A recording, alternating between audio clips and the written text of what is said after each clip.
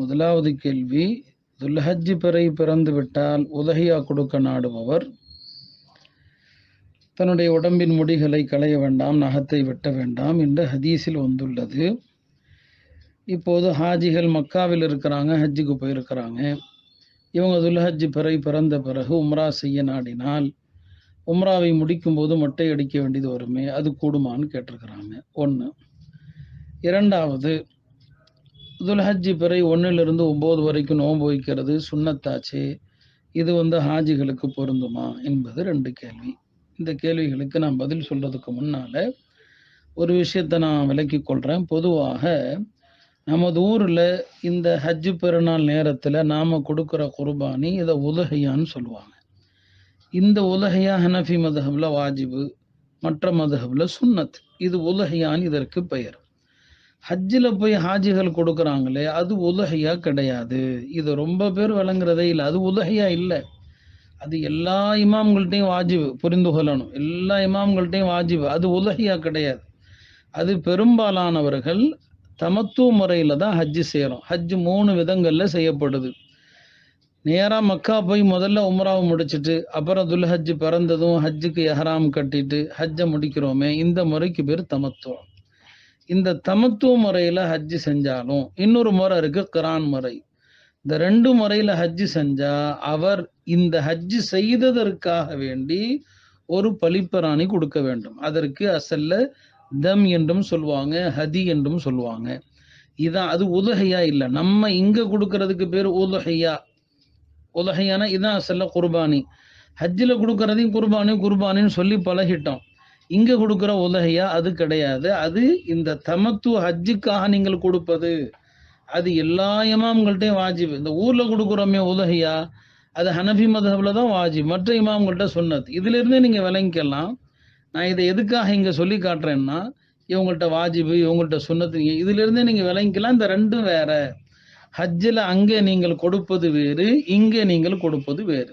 எனவேதான் ஹஜ்ஜுக்கு சென்றவர்கள் பணக்காரங்களா இருந்தா அவங்க உலஹியாவுக்கான ஏற்பாட்டை ஒன்று ஊர்ல கொடுக்க ஏற்பாடு செய்யுங்க.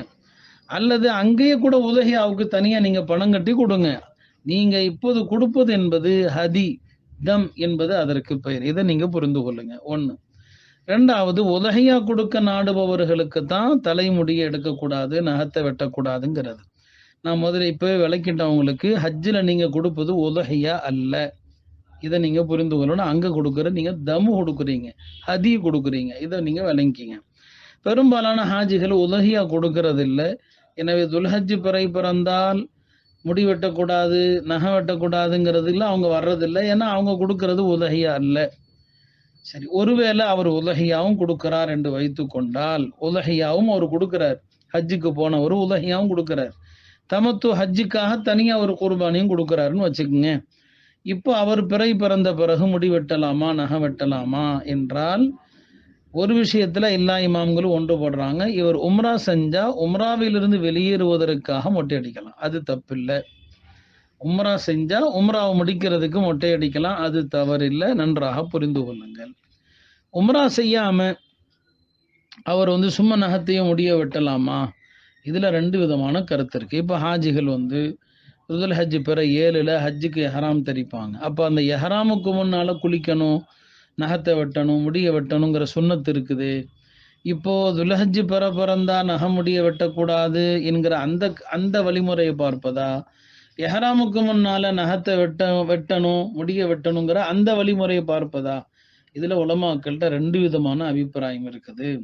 ஒரு சாரார் சொல்றாங்க, ஹாஜிக்கு துல்ஹஜ் பிறை பிறந்த பிறகும் அவர் ஹஜ்ஜுக்கு எஹ்ராம் தரிப்பதற்கு முன் நகத்தையோ முடியையோ வெட்டுவது மக்ரூஹ் அல்ல என்பது உலமாக்களில் ஒரு சாராருடைய கருத்து. அவருக்கு மக்ரூஹ் கிடையாது, இங்க இருக்கிறவங்களுக்கு தான். இன்னொரு சாரார் சொல்றாங்க, இல்ல அவருக்கும் மக்ரூஹ் தான். எனவே அவரும் துல்ஹஜ் 1க்கு முன்னால, துல்ஹஜ் பிறை 1 பிறப்பதற்கு முன்னால முடி நகங்களை கலைந்து கொள்ளணும். அப்போ ஹஜ்ஜுக்கு எஹ்ராம் கட்ட நேரத்துல முடியோ நகமோ உடம்புல இருக்க போறது இல்லை. எனவே 2வது கருத்து அவருக்கும் மக்ரூஹ் தான் என்று 2 கருத்து இருக்கிறது. எனவே இந்த விஷயங்களை எல்லாம் மொத்தமா விளங்கி கொள்ளுங்க. முதலாவது விஷயம், ஹாஜிகள் அங்கே கொடுப்பது உலஹியா, இங்க நாம கொடுக்கிற உலஹியா இல்லை, அது வேற, அது ஹஜ்ஜுக்காக கொடுப்பது. இதை நன்றாக புரிந்து கொள்ளுங்க. ரெண்டாவது துல்ஹஜ் பிறை பிறந்த பிறகு உம்ரா செய்ய நாடினால் அப்போது மொட்டை அடிப்பது எந்த இமாமிடத்திலும் மக்ரூஹ் இல்லை. மூணாவது நகம் முடிய வெட்டுற விஷயத்துல அவர் ஹஜ்ஜுக்கான எஹ்ராமுக்கு முன்னால நகம் முடிய வெட்டலாமாங்கிற விஷயத்துல ரெண்டு அபிப்பிராயங்கள் இருப்பது. இதை நீங்க புரிந்து கொண்டா இதுல எந்த குழப்பமும் இல்லை. நகம் முடிய வெட்டக்கூடாதுங்கிறது ஹராம் கிடையாது, மக்ரூஹ் தான். மக்ரூஹ் தன்சீஹ் தான். அதனால அப்படி வெட்டுவதனால் பெரிய எந்த பாவமும் வந்து விட போவதில்லை. அங்கிருப்பவர்களுக்கு நான் சொல்றேன், நம்மவர்களுக்கு இதை சொல்லல, குழம்பிடாதீங்க. அடுத்து இந்த துல்ஹஜ்ல நோன்பு போன்ற அமல்கள் ஹாஜிகள் அல்லாத மற்றவர்களுக்கு தான். ஹாஜிகளுக்கு அரஃபா நோன்பு கூட சுன்னத்து கிடையாது. அவங்க அரஃபால நோன்பு வைக்கக்கூடாது. பெருமானார் ஸல்லல்லாஹு அலைஹி வஸல்லம் நோன்பு வைக்கல. அன்றைய வழிபாடுகள்ல அவங்க கவனம் செலுத்தணும், பலவீனம் அடைந்து விடக்கூடாது என்பதற்காக அவங்களுக்கு நோன்பு கிடையாது. எனவே இந்த அரஃபா நோன்பாகட்டும், பிறை 1லிருந்து வைக்கிற நஃபில் நோன்பாகட்டும், இதெல்லாம் ஹாஜிகள் அல்லாத மற்றவர்கள் அவங்கவுங்க சொந்த ஊர்களில் யார் இருக்கிறாங்களோ அவர்களுக்கு மட்டுமே. அல்லாஹு அலம்.